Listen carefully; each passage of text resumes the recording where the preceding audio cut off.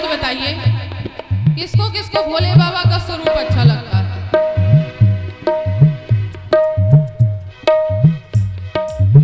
अच्छा लगता है कि नहीं लगता? पूरे पूरे हाथ उठा कर मीठी मीठी तालियों के साथ। शंकर तेरी जटा से बाबा तेरी जटा से बहती है गंगाधारा।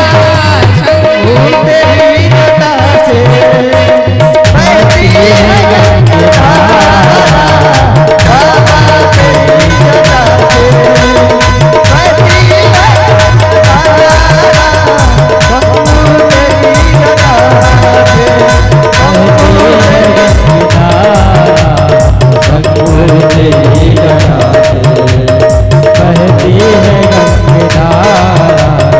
शंकर तेरी जटा से शंकर तेरी जटा से शंकर तेरी हेलो, बोल दे शंकर भगवान की। जय हो।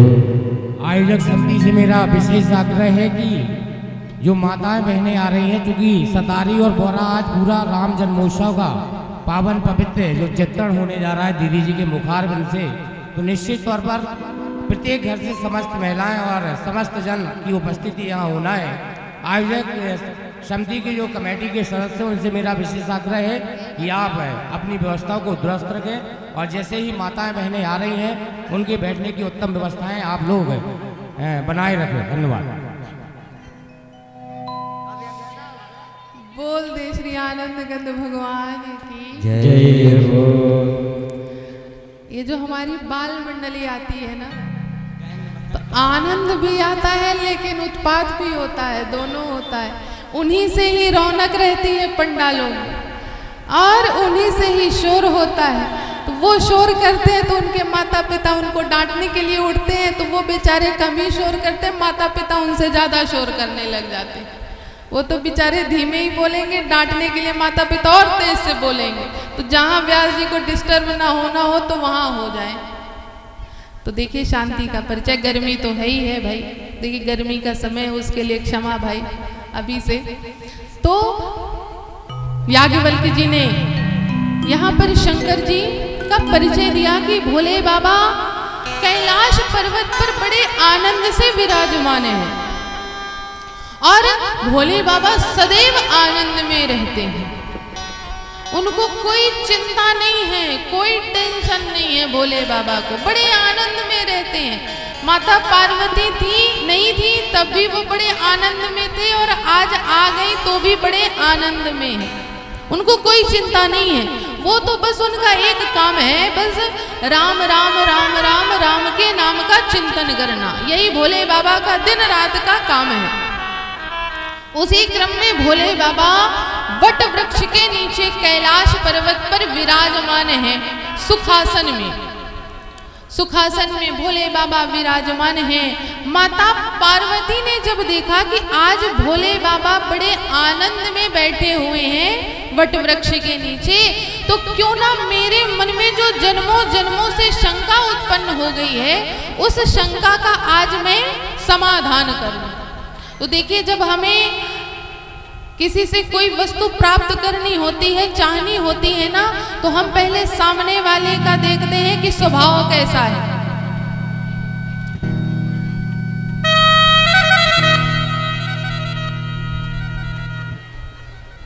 आज हो क्या रहा है? हाँ? हाँ?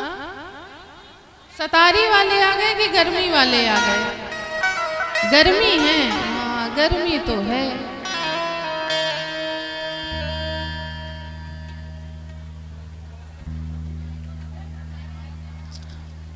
देखिए, जो व्यवस्था वाले हैं उनको थोड़ा निवेदन है कि एक बार अच्छे से आप लोग सबको व्यवस्थित बैठा दीजिए, जिससे कि कथा में विघ्न ना आए। क्योंकि आप लोग बार बार उठते आते जाते हैं ना, तो कथा में थोड़ा डिस्टर्ब होता है।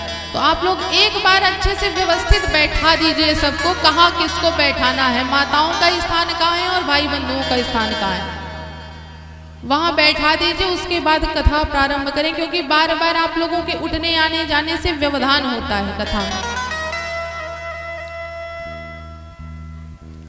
और ये जो अगल बगल भाई बंधु खड़े हुए हैं, तो इनसे भी निवेदन है कि थोड़ी कहीं जहां पर आप लोगों की व्यवस्था हो वहां पर आप लोग विराजमान हो जाइए, क्योंकि देखिए कथा सुनने में बैठकर ही आनंद आता है।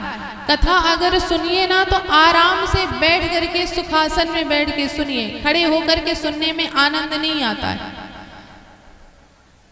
और जो माताएं बैठ गई हैं, देखिए अब धीरे धीरे पवन देवता हवा चलाने लग गए हैं। जान रहे हैं कि भक्त बेचारे श्रोता बड़े गर्मी से व्याकुल हो रहे हैं, तो पवन देवता धीरे धीरे हवा चला रहे हैं। तो अब आप लोग भी शांति का परिचय देते हुए विराजमान हो जाइए। अब कथा को आगे बढ़ाते हैं। यहाँ माता पार्वती ने भोले बाबा के स्वभाव को देखा कि आज भोले बाबा बड़े प्रसन्न हैं, क्यों ना आज मैं अपने जन्मों जन्मों की शंका को दूर कर लेती हूँ। देखिए माताओं को जब अपने पतियों से कुछ चाहिए होता है ना, कुछ गिफ्ट चाहिए होता है, कुछ सामान चाहिए होता है, तो पहले माताएं अपने पतियों के स्वभाव को देखती हैं कि आज हमारे पति का स्वभाव कैसा है, गुस्से में है कि बड़े शांत मूड में है, कि हम अगर मांगेंगे तो वो मना नहीं करेंगे, एक बार में दे देंगे। अगर गुस्से में होंगे तो जो मिलने वाली चीज होगी तो वो भी नहीं मिलेगी। इसलिए माताएं पहले पानी लेके जाएंगी कि लो पानी पी लो, तो पता चल जाएगा कि कैसा स्वभाव है। तो यहाँ पर माता पार्वती ने जाना कि आज भोले बाबा का बड़ा शांत स्वभाव है, आनंदमय स्वभाव है। तो जो मैं प्रश्न कई जन्मों से पूछना चाह रही हूँ, जो मेरे मन में शंका आ गई है, उस शंका का समाधान आज ही हो सकता है। इसलिए माता पार्वती भोले बाबा के पास जाती हैं। हाँ पार्वती भल अवसर जाने, पार्वती अवसर जाने, पार्वती भल अवसर जाने, पार्वती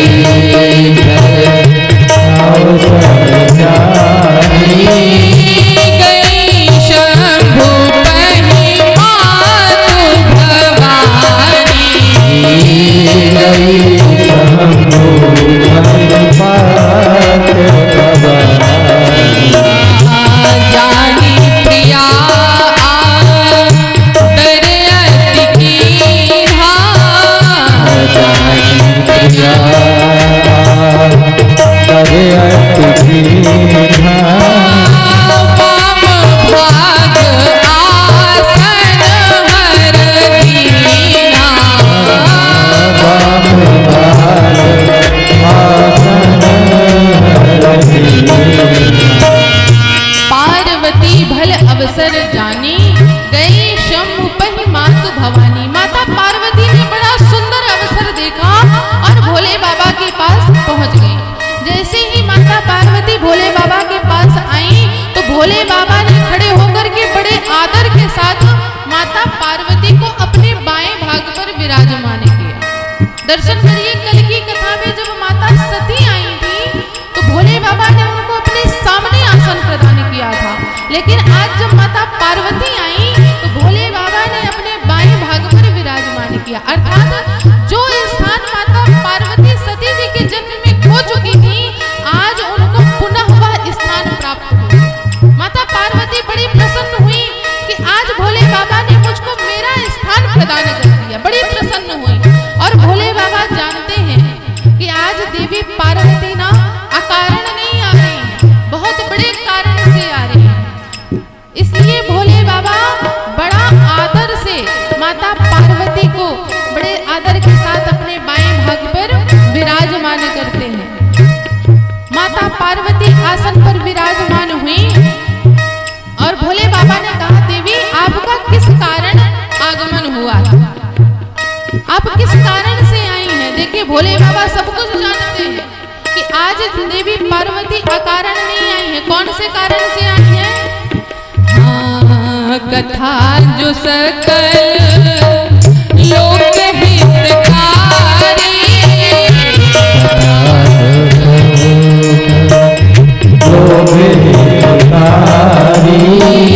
कथा जो सकल लोक हितकारी,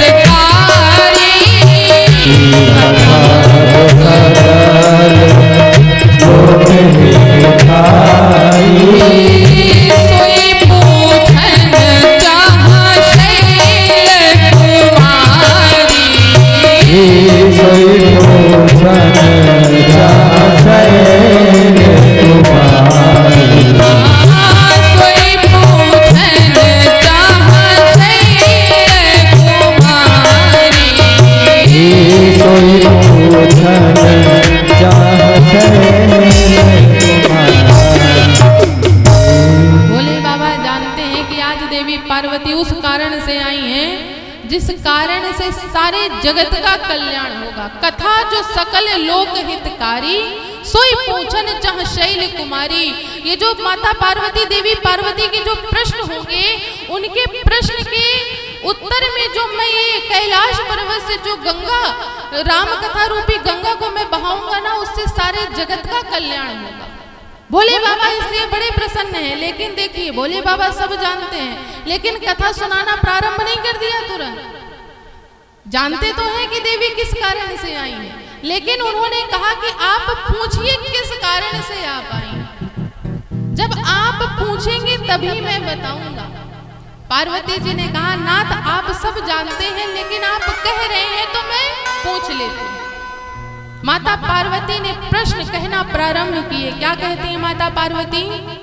अरे पूछ मैया शैल कुमारी, कथा कहिए भोले भंडारी जी। पूछ मैया शैल कुमारी, कथा भोले भंडारी जी। मैया शैल कुमारी, कथा भोले भंडारी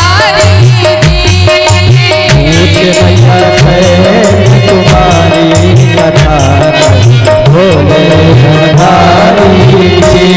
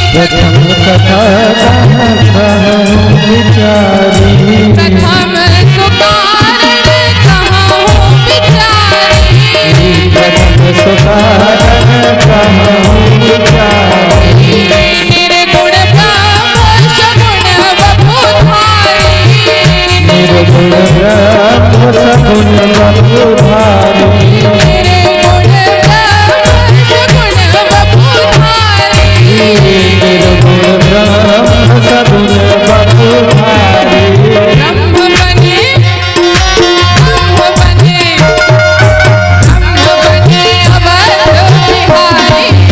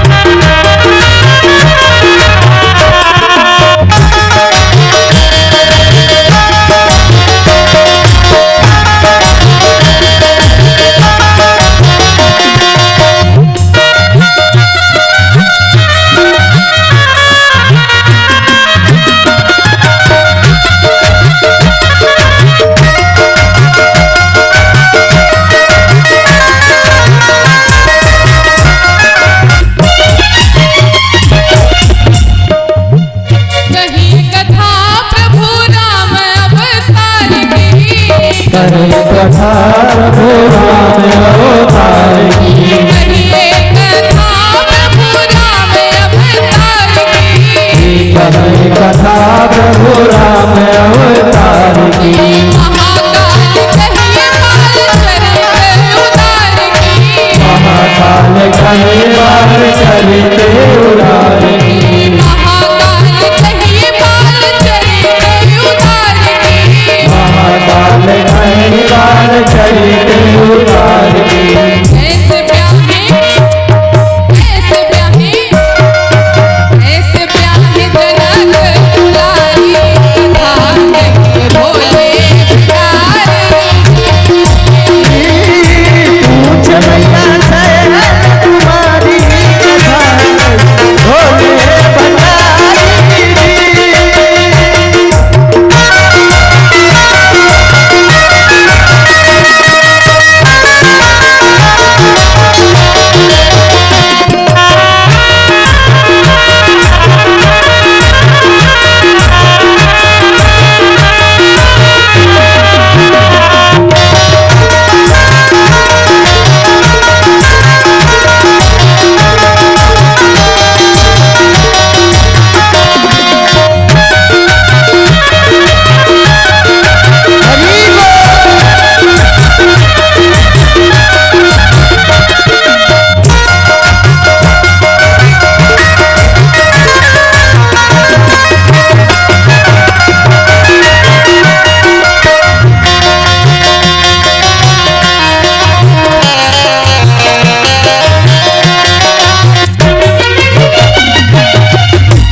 माता पार्वती ने प्रश्न करने प्रारंभ कर दिए। माता पार्वती पहले पूछती है कि नाथ आप पहले ये बताइए कि निर्गुण ब्रह्म सगुण रूप में क्यों आए। अच्छा, सगुण रूप में आए तो उन्होंने जब बाल अवतार लिया तो मुझे बाल अवतार की पूरी लीला बताइए। अच्छा, बाल अवतार की लीला बता दी। अब नाथ ये बताइए कि उनका सीता जी से विवाह कैसे हुआ, स्वयंवर में उन्होंने धनुष कैसे तोड़ा, वो कथा बताइए। और जब माता सीता को लेकर के राघव जी अयोध्या आए उसके बाद कौन सी लीला करी वो बताइए।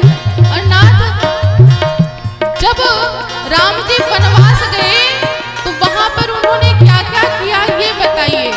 कैसे रावण सीता जी का हरण करके ले गया वो भी कथा बताइए।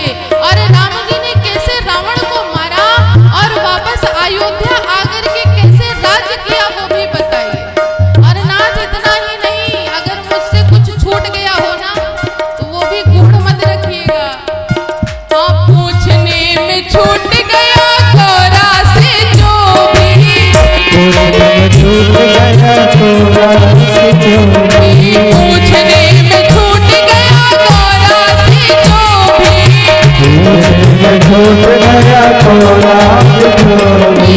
रख लेना गोपनीय नाथ उसको भी। रखिए ना गोपनीय नाथ उसको भी। रखिए ना गोपनीय नाथ उसको भी। रखिए ना गोपनीय नाथ उसको भी। शरण में आपने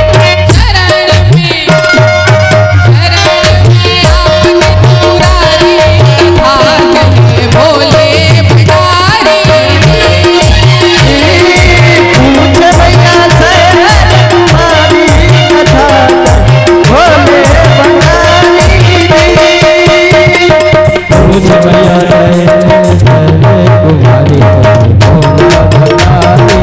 जी।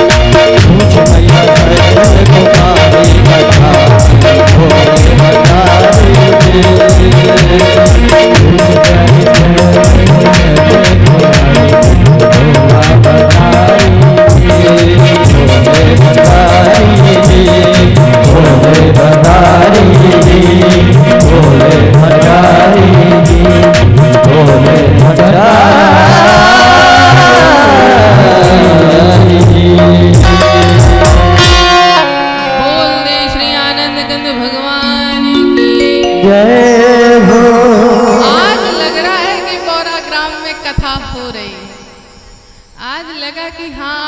बड़े उत्साहित हैं गौरा ग्राम वाले भगवान की कथा सुनने में। आज आनंद आया।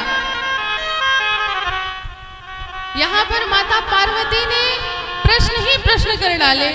भोले बाबा ने कहा मैंने तो एक प्रश्न करने को कहा था, यहाँ तो देवी ने अनेकों प्रश्न कर डाले। अब इतने प्रश्न किए हैं तो उत्तर तो मुझको देना पड़ेगा। भोले बाबा ने अब कहा कि ठीक है देवी, मैं आपके सारे प्रश्नों के उत्तर देता हूँ। भोले बाबा वट वृक्ष के नीचे विराजमान हुए वक्ता के रूप में और माता पार्वती विराजमान हुई श्रोता के रूप में। अब भोले बाबा कथा कहना प्रारंभ करते हैं। सबसे पहले भोले बाबा जैसे ही कथा कहना प्रारंभ करते हैं, भोले बाबा कहने लगे कि देवी आप धन्य हैं। सबसे पहले माता पार्वती की प्रशंसा करने लग गए कि धन्य धन्य गिरिराज कुमारी, तुम समान नहीं को उपकारी।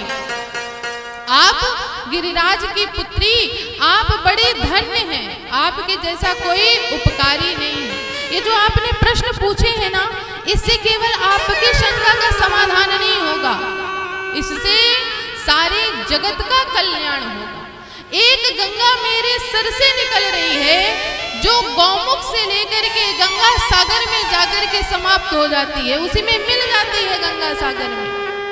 लेकिन ये जो राम कथा रूपी गंगा आज कैलाश पर्वत से मेरे मुख से निकलेगी, ये जन जन तक जाएगी। इसमें डुबकी लगाने के लिए ना व्यक्ति को काशी नहीं जाना पड़ेगा, प्रयाग नहीं जाना पड़ेगा, हरिद्वार नहीं जाना पड़ेगा। ये तो स्वयं ये राम कथा रूपी गंगा जन जन तक हर घर में पहुंचेगी। और किसके माध्यम से? गोस्वामी तुलसीदास जी के माध्यम से, ये रामचरित के माध्यम से ये जन जन तक ये राम कथा रूपी गंगा हर घर में पहुंच जाएगी। इसके लिए किसी को टिकट कटा करके काशी नहीं जाना पड़ेगा और उसके लिए बड़ा समय लगता है। पहले पैसे इकट्ठे करेंगे, फिर समय निकालेंगे, फिर टिकट कटाएंगे, फिर जाएंगे, तो उसमें बड़ा समय लग जाता है। लेकिन ये जो मानस इस कैलाश पर्वत से निकलेगी देवी, इसके लिए कुछ मेहनत नहीं करनी, ये अपने आप जन जन तक व्याप्त हो जाएगी, जन जन तक जाएगी। आप धन्य हैं, आपने ऐसे प्रश्न किए कि जिससे सारे जगत का कल्याण हो सके। भोले बाबा माता पार्वती की प्रशंसा करते हुए अब कथा में प्रवेश करते हैं। कहने लगे देवी आपने पहला प्रश्न क्या किया कि निर्गुण ब्रह्म सगुण रूप में क्यों आए? तो देवी मैं आपको बता दूं कि निर्गुण ब्रह्म के सगुण रूप में आने के एक नहीं अनेकों कारण हैं। वाह, जय हो।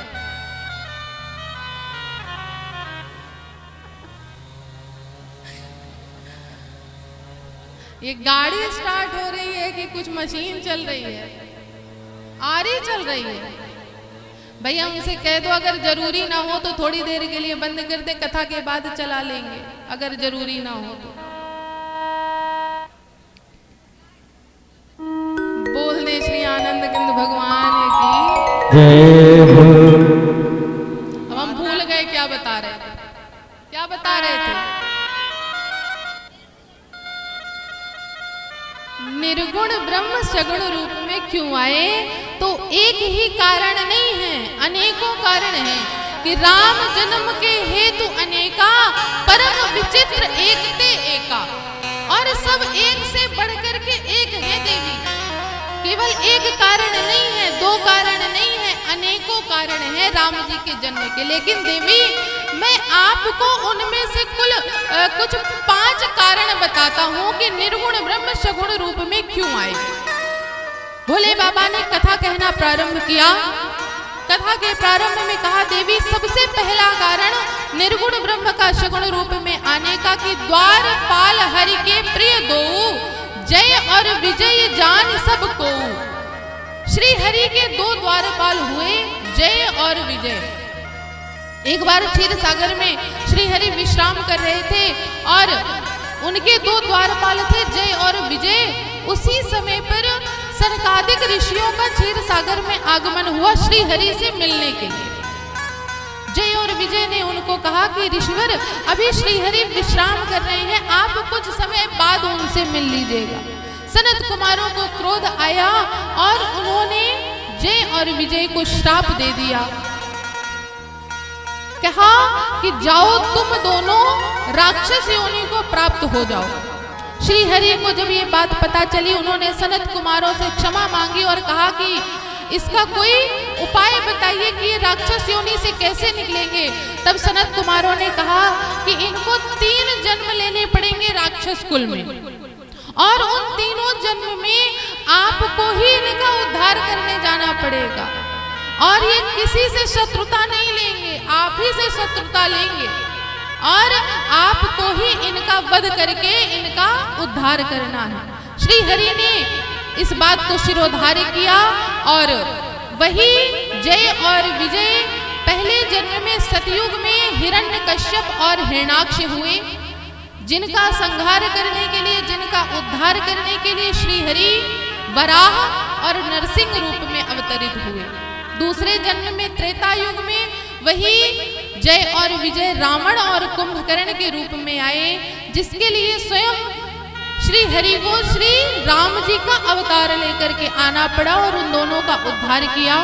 तीसरे जन्म में द्वापर युग में शिशुपाल और दंतवक्र के रूप में आए, जिनका उद्धार करने के लिए स्वयं भगवान को श्री कृष्ण के रूप में अवतरित होना पड़ा। देवी, ये राम जन्म का पहला कारण था।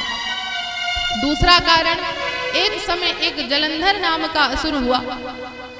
वह जलंधर नाम का असुर इतना पराक्रमी था, इतना बलशाली था कि वह किसी से परास्त नहीं हो रहा था, और उसका ये पराक्रम, उसका ये बलवाना होना, ये और किसी के कारण नहीं, उसकी पत्नी वृंदा के कारण संभव था, उसके पातिव्रत धर्म के कारण। वह किसी से भी परास्त नहीं हो रहा था, स्वयं भोले बाबा भी उससे हार गए। तब जाकर के श्री हरि ने वेश बदल करके वृंदा का सतीव्रत पतिव्रत धर्म भंग किया, जिसके कारण जब वृंदा को पता चला, इधर जब जलंधर का संहार हुआ, वृंदा को पता चला कि श्री हरि ने मेरा पातिव्रत धर्म भंग किया, उसी समय पर वृंदा ने श्री हरि को श्राप दे दिया कि जिस प्रकार से आपने मेरे साथ छल किया है, आपको भी मनुष्य रूप में जाना पड़ेगा, और यही मेरा पति आर्या के साथ छल करके उसको हर करके लेकर के जाएगा। श्री हरि ने उस श्राप को स्वीकार किया।